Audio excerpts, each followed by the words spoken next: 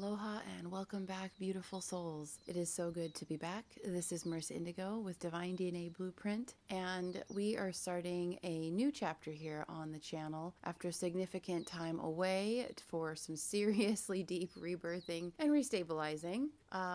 We are going to go a whole new route on the channel. I've been trying to explore what would be more sustainable so that I can still be consistent with all the various roles that I have to fulfill as a parent, and I have a full-time job, and then I've got my practice on the side and all of the way shower work where I want to continue to show up here and share consciousness and observations and all the different tools for us so that you have a really valuable toolkit to reference from navigating this ascension journey. So welcome to the first weekly podcast. We're going to be putting these out every Monday morning. You will see them, and they're going out for the entire week. So Monday to Monday. Eventually, we will also start to have the monthly quantum energy reports again. It's been challenging because, we're in a quantum state, so we're not really working with linear time when we're receiving the information for these energy reports. And it actually kind of feels more aligned to do them mid-month now, because it's almost like mid-month is the depth of the current month, and then we're already starting to feel and receive information of the bleed through of the next month, the next cycle that is coming in. So rather than being the start of the month, it's almost feeling like the mid-month. Definitely at least the first week into the month may be more serving,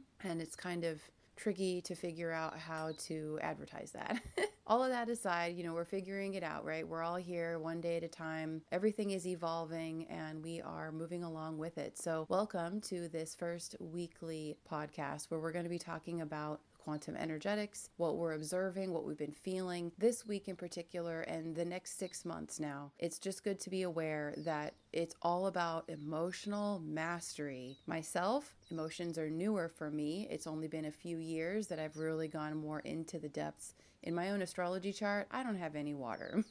So it's all my personal planets are in fire and a little bit of earth, right? So the watery realms are new for me, and yet I'm finding them to be a secret superpower that I never knew, existed. Couple that with growing up with unconscious family, which most of us signed up for, right? All about navigating through contrast. And so didn't exactly have the healthiest relationships modeled before me, or emotional maturity or communication. So many of us are learning new skills, and we're fine-tuning these skills as well of connecting to ourselves emotionally. There's a lot of inner child work with this as well. And it's all about mastery, right? We are starting in one place, and it's like they say, you have to crawl before you can walk, right? Walk before you can run. And so just know that this next 6 months period, because of Mars in Cancer, emotions are going to be at the forefront, and we're going to see that play out in a variety of levels based on the consciousness. I'm going to some deeper places and some darker places in this podcast because we are here as light beings to see and be and observe it all. And the ascension journey, the process of consciousness, of awakening, there oftentimes are dark moments because we are unifying all the aspects of ourselves, all the experiences we've ever had, plus everything we're seeing out there, quote unquote, in the outer world. So thank you so much for joining me for this podcast today. I'm so excited to be back. It has been quite an adventure over the summer, and I will share more on that as we go. But it was one of those things where you've got to go offline in order to re-find yourself again and restabilize in this new frequency, how to find stability and groundedness and centeredness, and also have that reflect financially so that we can continue to build. So there's been a lot of destabilization, finding a new way to lock in here, bringing the higher frequencies here into the physical experience, and having it be more consistent so that I can support my family in addition to doing this great work. So we really are straddling between the realms right now. It's not easy. It requires so much of all of us. And I'm going to talk a lot about self-care in this podcast as well. So let's jump into it. Aloha and welcome back, beloved souls. Just sharing information as we are receiving it. So for this week, the water and working with the element of water will be very supportive. The self-care, the filling your cup kind of focus, that kind of energy, bringing that into your daily experience right now. Water is nurturing and feminine, and it flows downhill. And listening to water sounds can be really soothing right now. going to the beach, going to a river or a body of water. And if you don't have access, listening to rain kind of music or babbling brook. There's a lot of great stuff like that on YouTube. And also connecting with the element of water emotionally. So think about, okay, what are the waters of our life? Well, you could think about just as a system here, elimination, and when we go to the bathroom, tears, drinking water. We can only last like 2-3 days without water, depending on the circumstance. The fact that we're almost made composed of 80% water. So it's time to connect with the waters, let's just say. You want to bring that nurturing quality consciously into your daily experience in order to balance out harshness, where things don't feel nurturing or kind or easy. This is a time of deep heart. People are feeling their emotions deeply. They're starting to become aware of what lies within the heart, positive or not. We're also observing love and all that we feel love for, and how depending upon the subject of that love in our consciousness, that love is also mixed, blended with perhaps grief, any emotional ties to the past, even rage, disappointment, worry, or concern. And that brings us into an even deeper element, which is, when we have love, we love, and that is a huge part of our life. And so then going to the opposite, that brings in the quality of death. Many people are observing forms of death or decay right now. Societally, with the change of the seasons in the northern hemisphere, we are preparing for autumn. So we are seeing some changes in the leaves, and feeling changes within ourselves. They are cyclical changes that we're observing that may have to do with belief systems or something we thought was one thing. We're getting more information. Perhaps that's causing grief or disappointment, or the process of a heart opening that requires some surrender and release. If you're like me and you live near a city, even if it's a small city, you may see death in the forms of different levels of consciousness of humans here struggling so much emotionally, psychologically, mental health, that they use substances that we're seeing, right? So we're talking about the fentanyl crisis here. These people are suffering so much, they're doing things to themselves to try to feel better, to try to numb, and they're bent over, folded in half, or walking down the street stooped over. This is something they've done to themselves. So there's a lot of suffering to see right now too. There's a lot of political propaganda and manipulation in the media. Find independent media if you haven't already. If you have to be aware and listen to media or look at media, if you like to be on the pulse, I do, and I look at it all, but do not allow that also to cause suffering. Information that's only negative, that's playing our emotions like a fucking xylophone, right? Our chakras, leeching.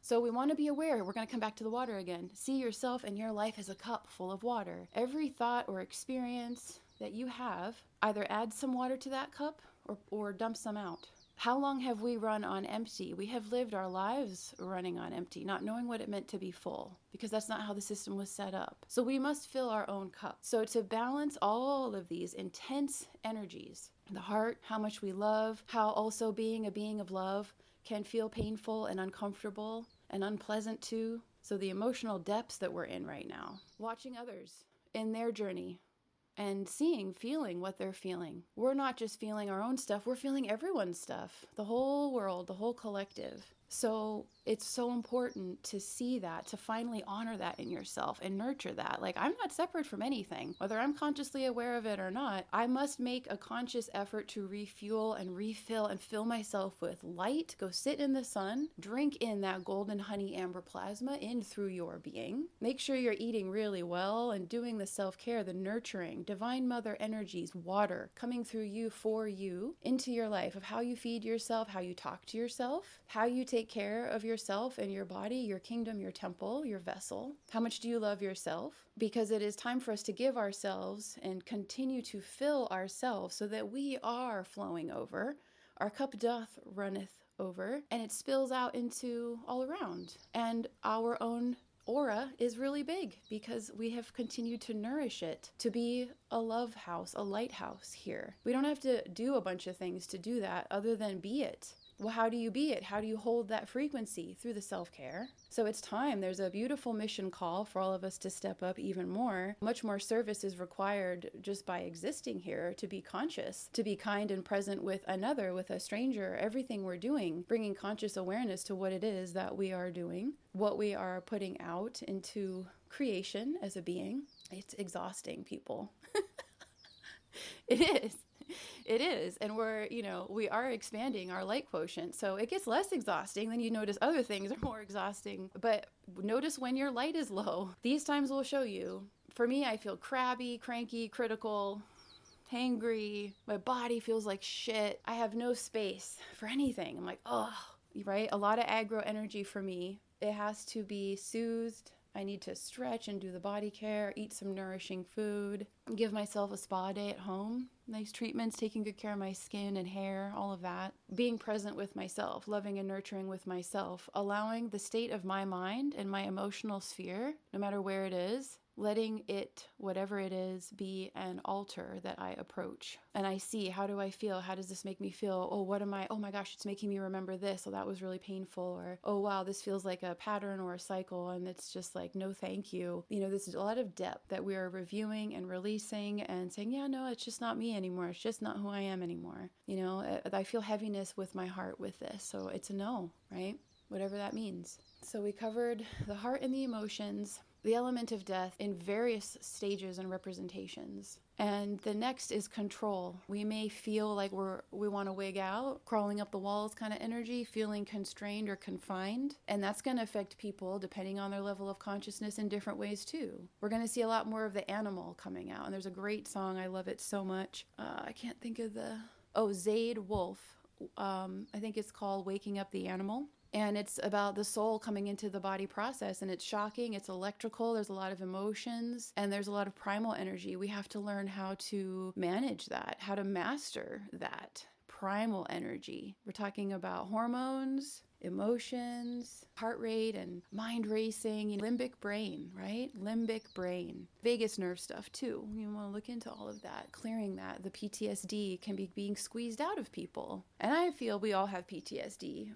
We're on planet Earth. We went through, and we're now crossing over into an entirely other paradigm. And that first paradigm was the gnarliest boot camp any soul could sign up for. And it's an honor that we went through that. Everything that we have learned is a blessing. Everything that we're gifted to see and transform and alchemize. And we're doing that just by existing. We got to remember, we don't have to try so hard. We just have to be present. So the devotion is on being present and being in integrity with your soul and with your heart, right? And being in a heart space and just being aware of, okay, stay open. Don't shut down. Don't shut down. And if you do shut down, and when you do shut down, because you will, this takes years to be able to live with our hearts open all the time, right? They're always getting a little like a stinger coming at you. So there's something, a memory, another person's a messenger, until all of those barbs are pulled out one by one in the experience, and we open our heart again. Oh, and then there's gold on the other side of that. We worked for that to stay open, and there's always a reward. There is a revelation. There is a new creation, something beautiful. When we talk about living life as an artist, just being a creative being, whatever that means for you, there will be this inspiration, this divine inspiration to create something, to build something, to take this transformative energy now that came through a catharsis and create beauty with it, create life with it again. The last piece is another heavy piece,